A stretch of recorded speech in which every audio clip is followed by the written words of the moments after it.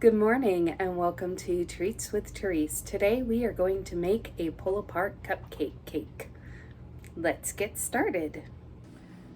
First thing to do, let's set our oven to 350 and get that warming up. Next, I'm just following some box mix cake mix and just follow the directions on the back of the box for preparation. Now I am doing 48 cupcakes, so don't be alarmed by the sheer volume. I'm going to start off by getting both of the dry cake mix into the bowl. I've already pre-measured the water I need. We're going to add that. Oops. And then add in our oil.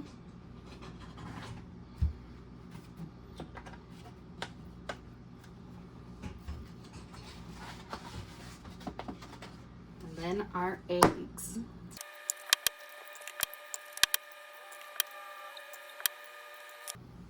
And of course, if you get egg on your hand, wash your hands and grab a whisk. And we're just gonna whisk that together till nice and smooth.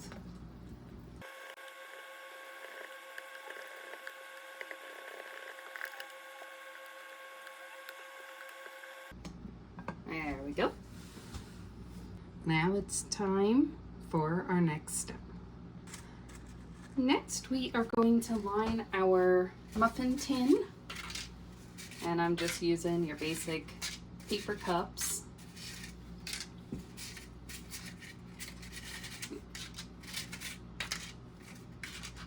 As a side note, this is an awful time to remember that I let someone borrow some of my muffin tins, so I've only got this. Oh well. Years ago, I got this wonderful measuring device for doing cupcakes. This is by Wilton, and it is a regular size filling. Really nice for just keeping your amounts level. You get very, very symmetrical cupcakes.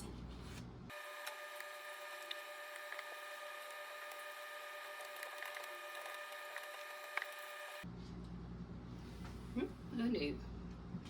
Drips happen.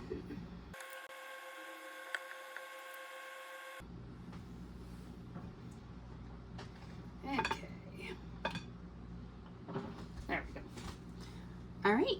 Now we're going to pop these in the oven for about 15 minutes.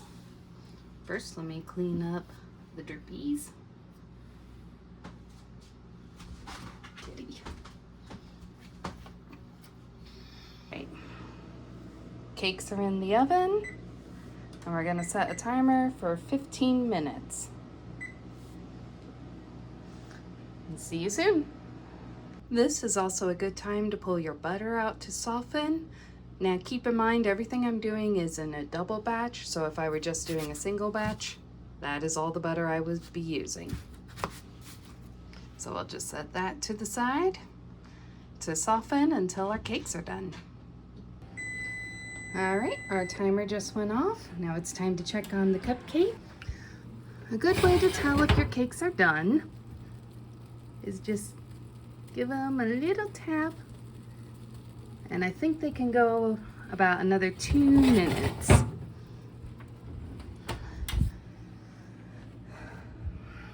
So another 2 minutes, and then we'll check them again. Remember, you can always add more time when you're baking, but you can't take it away. So always start with less time than you think, and just add a little more time if they need it. While we wait for the cakes to finish, I got some wire racks set up for cooling. All right, I actually ended up giving it 3 more minutes. Ooh, but now you're looking for spongy. There we go, those are spongy now. So they're ready to come out. And then we're going to set them here for a couple minutes, then we'll take them out, refill some new muffin papers, and do the process again until we get all the cakes baked. Alright, these have sat for a few minutes now, and we're just going to pop them out so that way they can start cooling.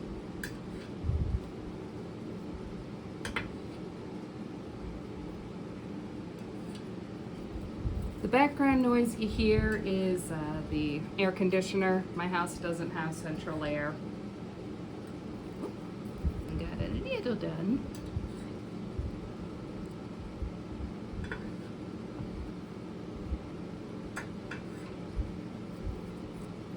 Alrighty. So we're just gonna let those puppies cool while the next round bakes.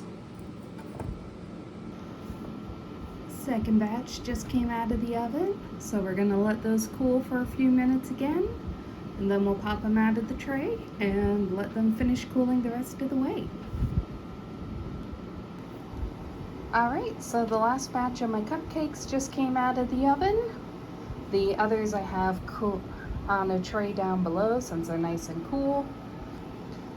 As you can see, I kind of ran out of cupcake papers, so I just took some parchment paper that I folded over and pressed into the bottom to make some makeshift paper. Alright, while these cool, we're going to work on getting our frosting ready. So our frosting recipe comes from this Wilton book. Honestly, one of the best investments I ever made. And if you really want to do like cake decorating, I highly recommend this book. So here is our recipe that we'll be following. Of course, everything I do, we are going to double because I'm doing a double batch. I will type out the recipe in the description, but if you want, you can pause here and write everything down.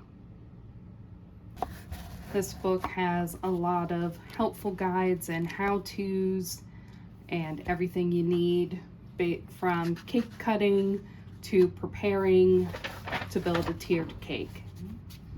It is one of my most used cake decorating books. You can tell by how roughed up it is now. All right, time for the fun part, making the frosting. Now remember, everything I'm doing is technically a double batch. In the description below is the single batch recipe written out. So we're going to start with a cup of butter.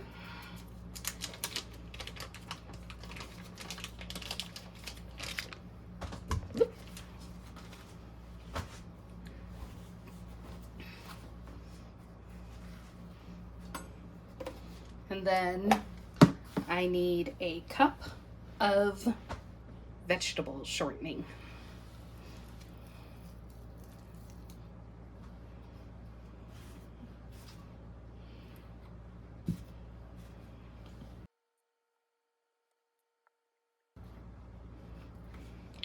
Pretty much your butter and shortening is a 1-to-1. So if you're doing a half cup butter, you're doing a half cup shortening. You're doing a whole cup butter, you're doing a whole cup shortening. So on and so forth, for however large a recipe you make.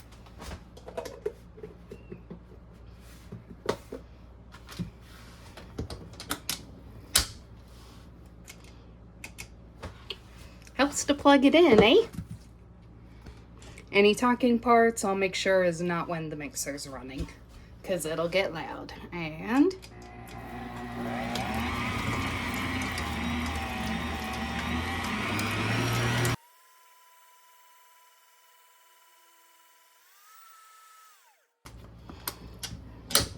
all right. Now that that's well creamed together, we're going to scrape it down so anything that got stuck to the side or the bottom can get blended in.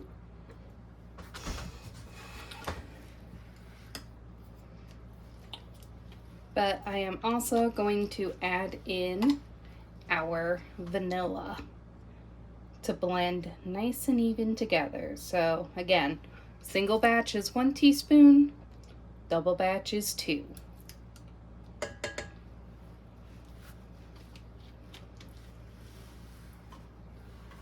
And then I'm going to put this back on to about a 8 to blend it nice and well.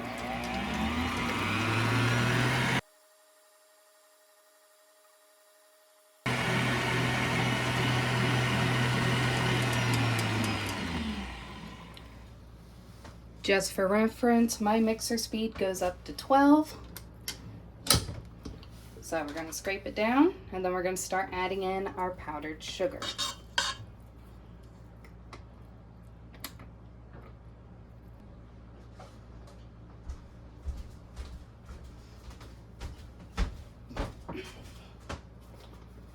Okay, so this is a 2-pound bag of powdered sugar,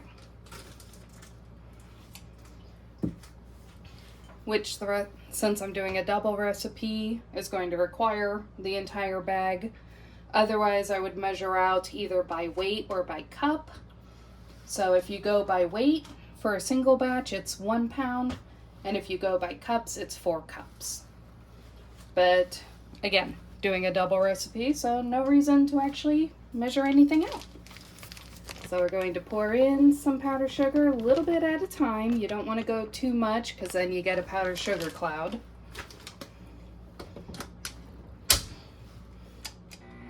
Start low.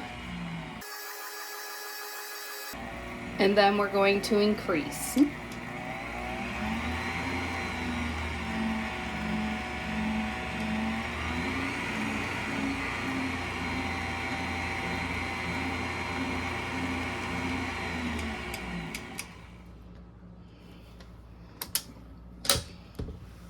Then we'll do that process again until all the powdered sugar is added.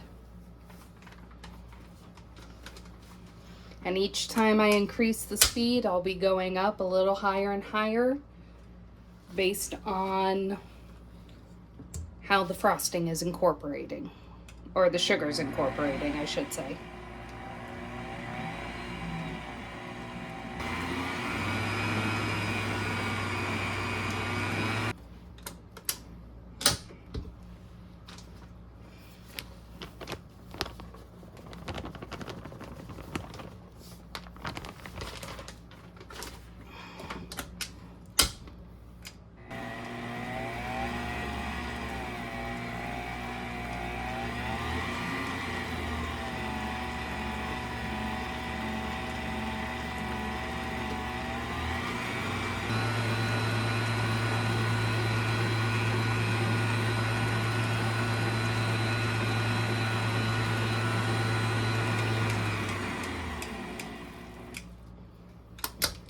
That was on my 7 speed, or the speed setting for 7. And we're going to scrape down. Put in some more powdered sugar.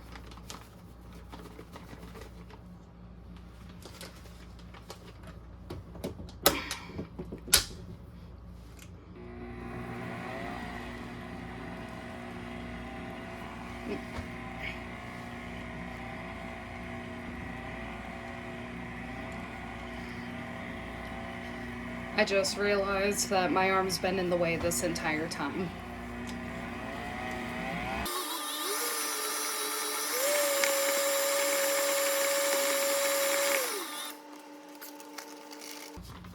Some more sugar.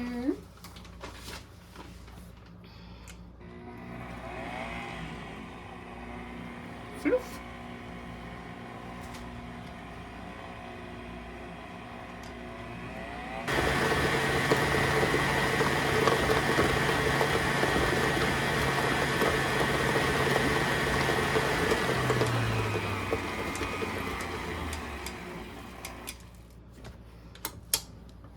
Alright, we're going to scrape it down again.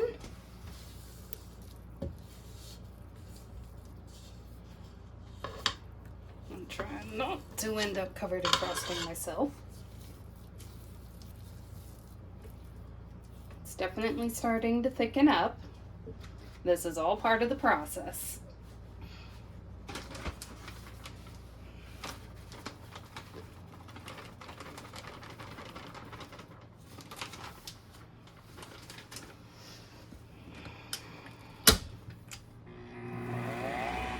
Oops.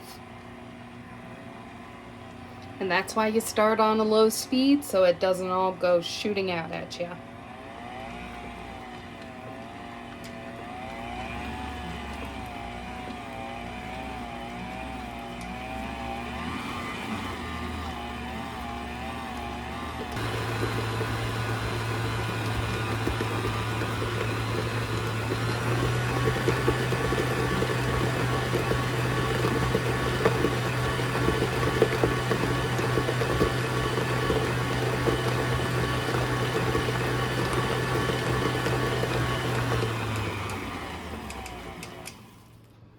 Alright. Adding in the last batch of powdered sugar.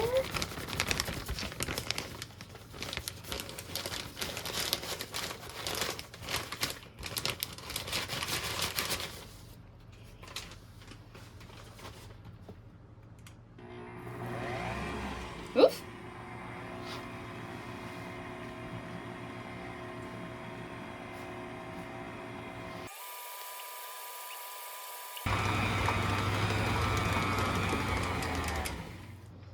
All right. By this point, if you're still new to making homemade frosting like this, you're probably going, that looks way too thick to spread on a cake. And you're right, but we're not done yet. So this is a good consistency that we're going to start putting in some milk once I let this mix a little longer. And the milk will make it a smoother, more frosting consistency.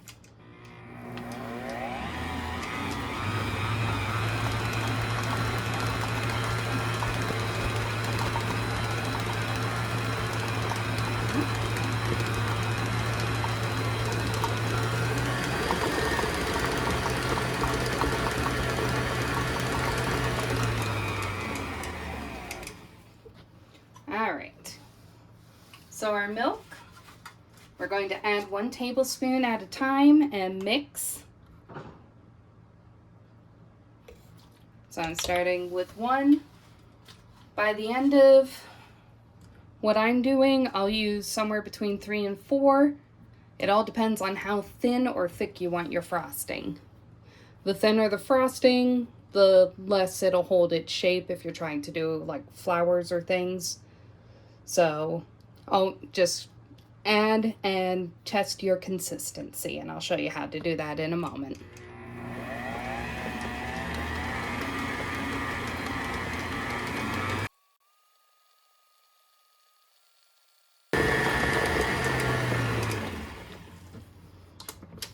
Alright, so way to test. Take your spatula, scrape it down the sides, and if it feels stiff to you, then yeah, it's still pretty stiff. And for where I'm at, it's gonna feel stiff until I get more milk in there.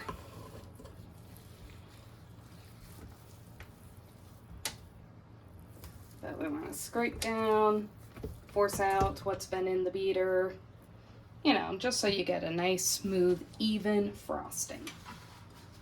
So here's my 2nd tablespoon. Also, I realized I said I wouldn't talk while the mixing stand was running, and I totally talked while the mixing stand was running. Whoopsie!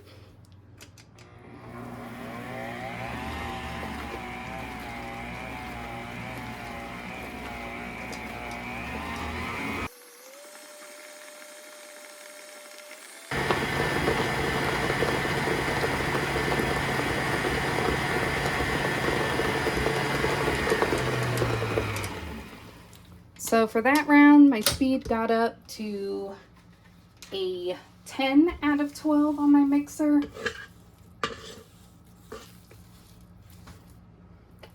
And we're definitely starting to get more spreadable, but we're still not where I want it.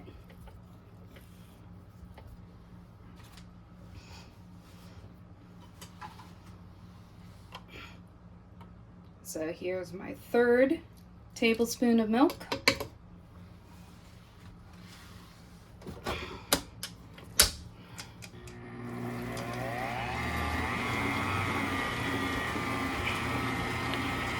I gotta remember not to hold my hands how I normally do. And don't ask why I do that, it's just something I do.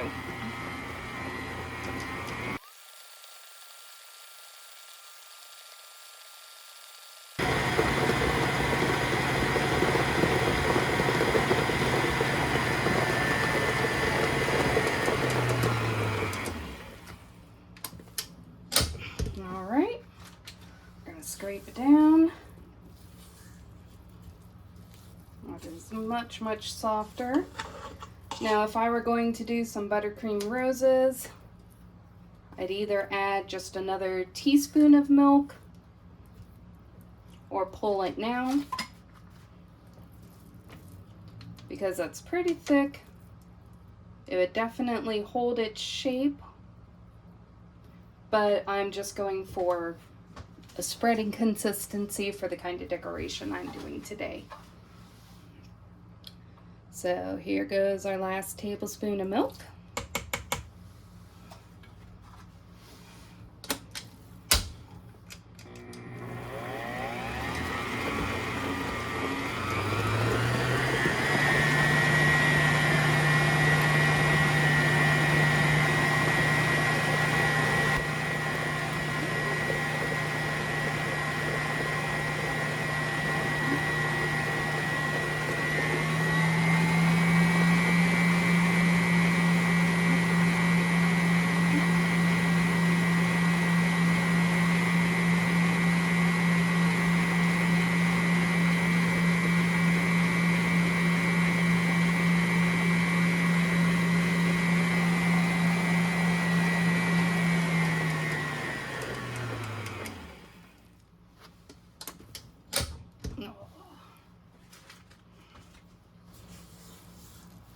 We're going to scrape it down and let it mix just a little more. And then I'm going to start dividing out frosting for dyeing.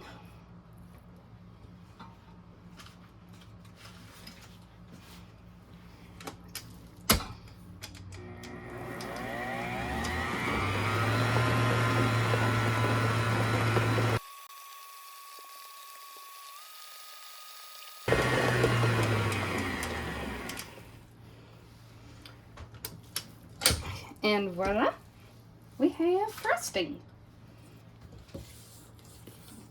This double batch made approximately 6 cups of frosting. A single batch will make 3.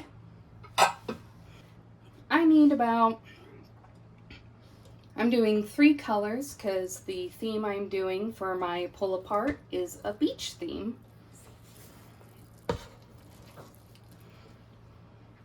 I should say for 1 color, which is going to be my sand color, I need about 2 cups of frosting.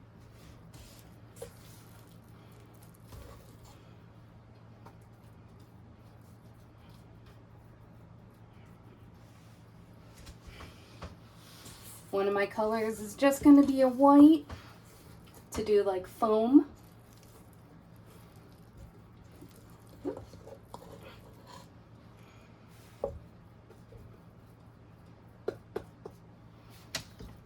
And I'm only going to take about 1/2 to 3/4 a cup. And the rest I'm going to do as blue for the water.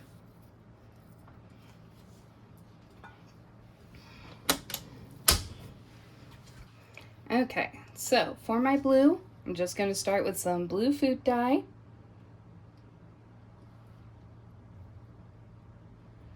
And I did about 8 drops of that. And then I've got this turquoise that I'm going to do 2 drops. And that'll just help to give it that nice ocean blue-green look.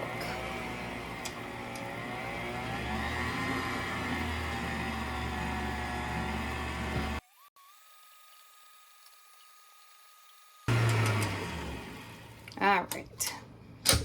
And already I can tell I want more dye in it. So I'm gonna scrape down. Whoop. Try not to end up with it all over me.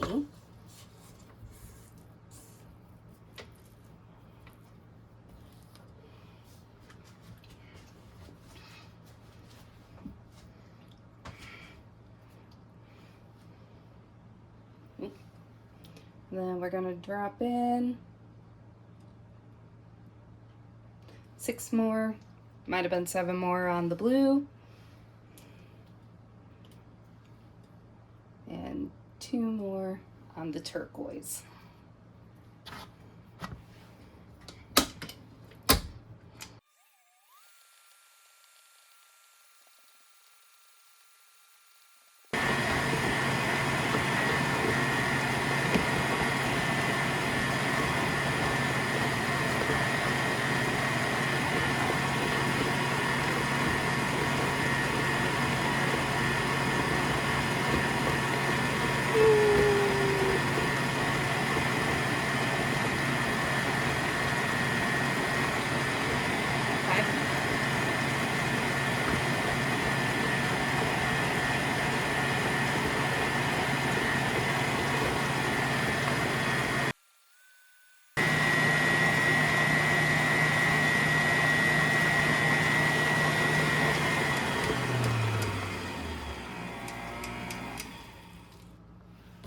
I think I'm happy with that.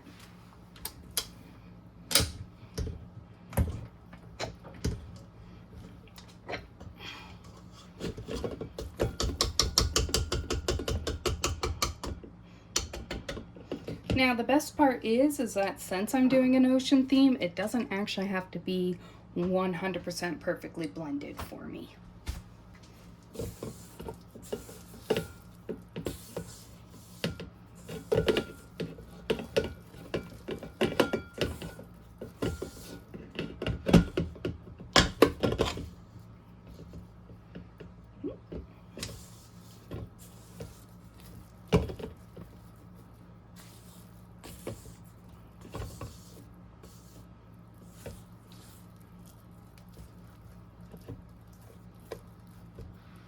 Perfect. So we're going to set this to the side.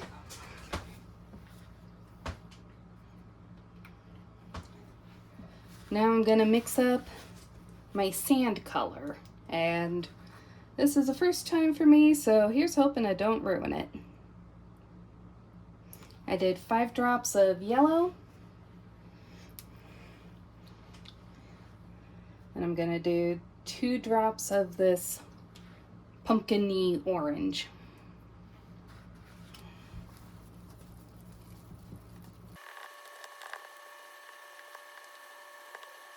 Okay.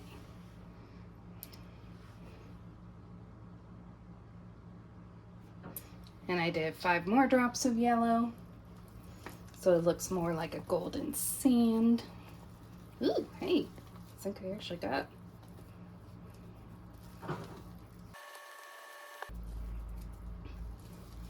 Now for my sand, I actually have some crushed cookies I'm going to use to help give it that sand look. That sandy beach look, I should say. But I think that's a pretty good base color for sand. All right, now it's on to preparing the cakes.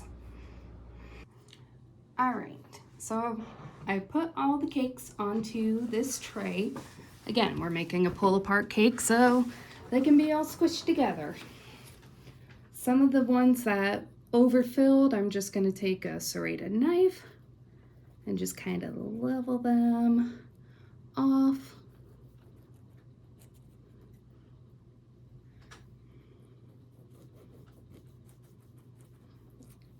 Just shape them up, make them look nicer.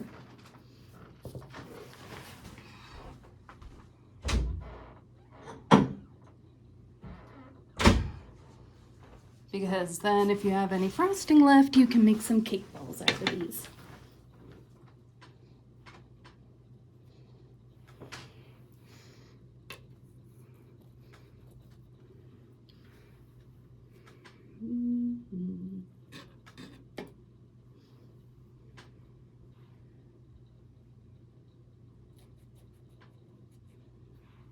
And again, the only reason I'm really doing this is so that I have a more smooth surface to work with. And I only took the ones that were really, really bulging. All right. So I know that from experience, sometimes frosting bags can be quite intimidating. So what I'm going to do is I'm going to show you how to do this with nothing more than your spatulas and butter knives. So we're going to start with our sand.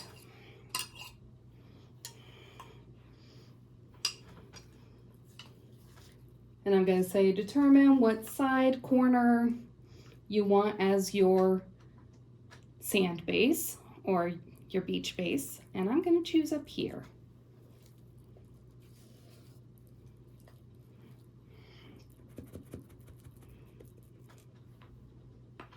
And then I still got a little extra, so then we're just going to gently spread the frosting.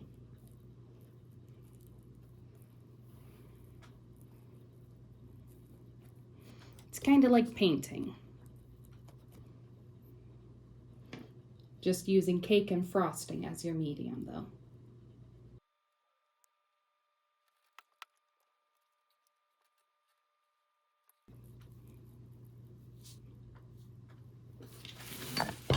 I'm going to turn it so I can see this side.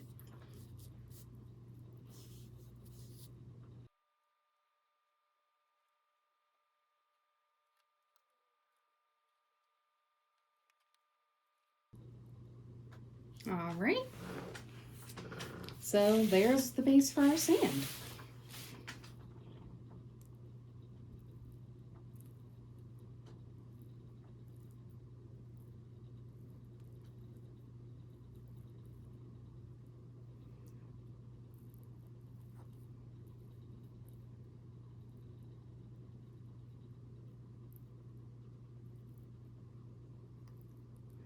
And then you can rough it up.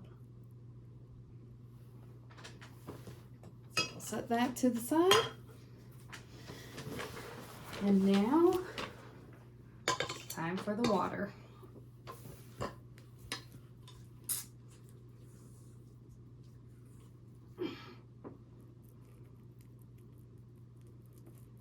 Put a dollop there. Put a big old dollop over here. I still have a little left to do some touch-ups. But same method as before. We're just gonna spread.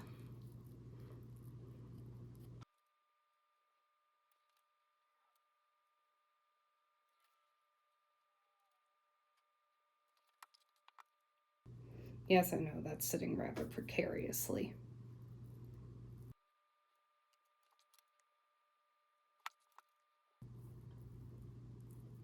And then we're going to blend a little bit of the sand into the water, a little water up on the sand. Just kind of helps give that illusion of an actual ocean, of water moving.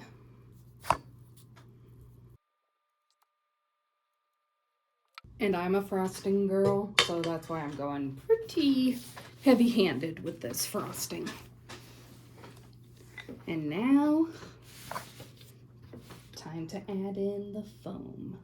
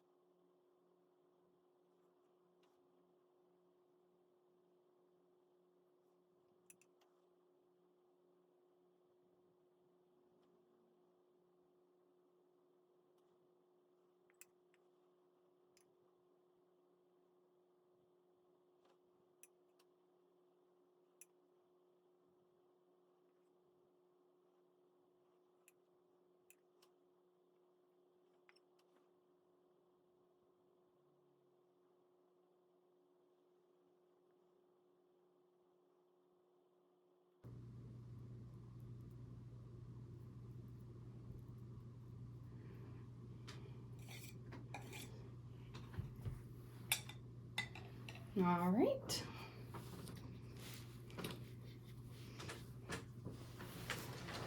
And now, time to finish up our sand.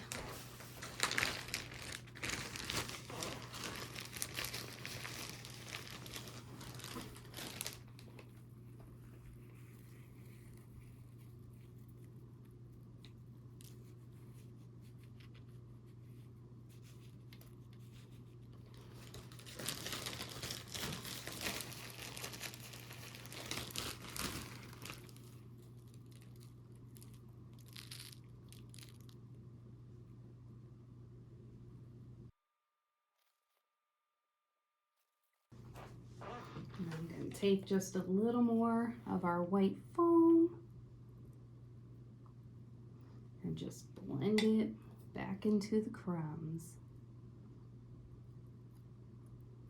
And if some of those cookie crumbs come with it, it just adds to the look of it being on shore.